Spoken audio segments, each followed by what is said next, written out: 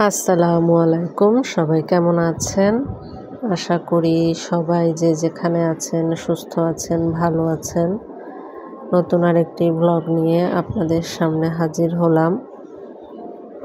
আজকে আসলে একটা বিষয়ের একটা ঘটনা আর কি, সেটা আপনাদের সাথে শেয়ার করব। যেটা শুনে খুবই আশ্চর্য হয়েছি আমি। ঘটনাটা আমার ছেলের স্কুলে ঘটেছে। আসলে মানে আজকাল মানুষের কি বলবো, শিক্ষা, নৈতিকতা অথবা একটা যে আত্মসম্মান বোধ, মনে হয় মানুষের এগুলো আসলে শব্দগুলো উঠে যাচ্ছে মানুষের জীবন থেকে।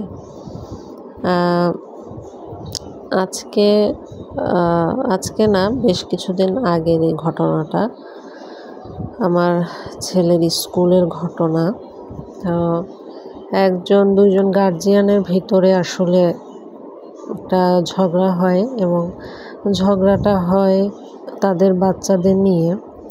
তাদের বাচ্চাদের মারামারি মিটাতে গিয়ে তারা নিজেরাই ঝগড়ায় জড়িয়ে যায়। তবে আমি বলবো যে ঝগড়া হতেই পারে হয়তো বা কথা কাটাকাটি, কিন্তু ঝগড়াটা ছিল একজন মহিলা এবং একজন পুরুষের মধ্যে। তবে আমি আসলে মহিলাটার কিছু কথা শুনে আমার কাছে খুব অবাক লেগেছে যে মানুষ ঝগড়া করতে যে আবার বাচ্চাদের ঝগড়া মেটাতে যে কেউ যদি এত নিচু লেভেলে নেমে এসে ঝগড়া করে, সেটা খুবই দুঃখজনক ঘটনা। আর আমি বলছি না যে এক পক্ষের দোষ, হয়তো দুই পক্ষেরই কম বেশি দোষ আছে। তবে এতটা আসলে বাড়াবাড়ি ভালো না কোনো কিছুতে, খুব খারাপ আসলে এগুলো। আর তাদের যেই ভাষা এবং তাদের যে চিন্তাধারা দেখলাম, মানে আসলে খুবই দুঃখজনক ঘটনা যে এরা বাচ্চাদেরকে কি শেখাবে। এদের বাচ্চারা তো মারামারি করবেই ক্লাসে এসে। মাঝে মাঝে আমার স্কুলে পাঠাতেই ভয় লাগে।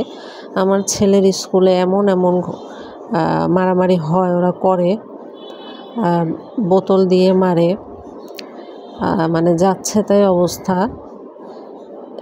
আসলে আমি বলবো যে যেটা দেখলাম, এইসব বাচ্চার পারিবারিকভাবে তাদের শিক্ষাটাই হয় নাই, যেটা বুঝলাম আমি।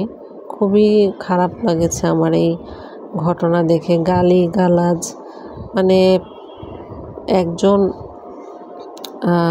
মহিলার অথবা একজন পুরুষের ব্যক্তিগত জীবন নিয়ে টানাটানি, ঝগড়া করেছ, গালিগালাজ পর্যন্ত বোঝা যায় যে ঠিক আছে গালিগালাজ হয়েছে, কিন্তু মানুষের ব্যক্তিগত বিষয় নিয়ে কিভাবে মানুষ এইভাবে কথা বলতে পারে, যে বিষয়টা আমার কাছে খুবই খারাপ লেগেছে। এবং মহিলাটা মানে হুমকি ধামকি দিচ্ছে যে আসো, আগামীকাল আসো, দেখব। মানে এগুলো তো আসলে খুবই খারাপ। বাচ্চারা কি শিখবে তাহলে? আসলে কিছু বলার নেই। তো আপনাদের সাথে ভাবলাম ঘটনাটা শেয়ার করি, যেহেতু প্রতিদিনই একটা টপিকে কথা বলি। তো আজকে এই টপিকটা নিয়ে কথা বললাম। আসলে আশেপাশে এখন মানুষ নিজেকে গুটিয়ে ফেলবে, কারণ সব মানুষ আসলে এগুলো নিতেও পারে না, আর এগুলোর সাথে কোপ আপ করতেও পারে না। তো এই যে দেখছেন এই রাইডটা, এটা ঘুরতে গিয়েছিলাম সুবর্ণগ্রামে। তো সেই রাইডের আর কি একটা ভিডিও করে এনেছিলাম। রাইডটা খুব মজার ছিল, পুরো ব্লেন্ডারের মতো ওদেরকে ঘোরাচ্ছিল। এখানে ছিল দুইটা মেয়ে আর একটা ছেলে। খুবই ডেঞ্জারাস ছিল জিনিসটা। সুবর্ণগ্রাম রিসর্টে কে কে ঘুরতে গিয়েছেন কমেন্টে জানাবেন কার কেমন লেগেছে। আমার কিন্তু অসাধারণ লেগেছে রিসর্টটা, খুবই ভালো লেগেছে। বাচ্চাদের জন্য খুবই ভালো। এত বিশাল জায়গা নিয়ে একটা রিসর্ট, ঢাকার কাছে, খুবই সুন্দর। কেউ যদি লোকেশন জানতে চান কমেন্ট করবেন, আমি বলে দিব। আর আমার ভিডিওটা যদি ভালো লাগে একটা লাইক করবেন। সবাই ভালো থাকবেন, সবাই সবাইকে সম্মান করবেন।